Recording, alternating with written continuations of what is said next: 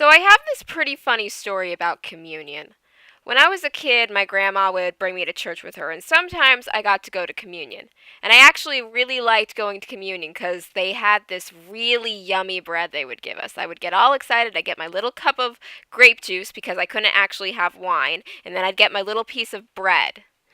Now, I was like 5 or 6 at the time, so I didn't really understand what communion was even for. I remember I asked my grandma when we were going to get the yummy bread again, because I liked when we got to eat the bread.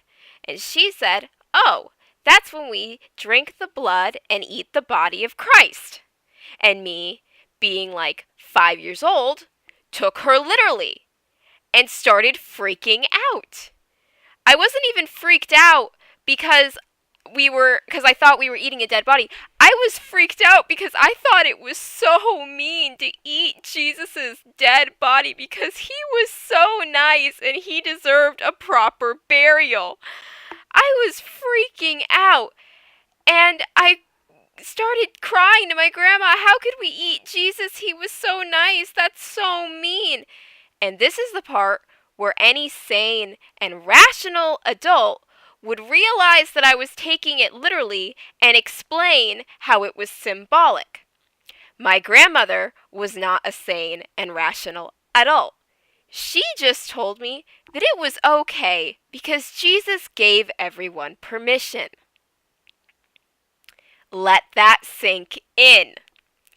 My grandmother taught me that cannibalism was okay as long as whoever you were eating gave you permission. And me, being the weird little kid that I was, accepted that. Seemed like sound logic to me. It wasn't mean as long as Jesus gave you permission. Let's eat the bread. So I continued on, enjoying communion. But I did start wondering how we hadn't run out of Jesus. I mean, if we were all eating him, shouldn't we have run out of the body a long time ago? And I asked my grandma about this, because I asked my grandma a lot of questions, and she just told me that Jesus was limitless. And I didn't really understand that answer, so I asked my mom about it.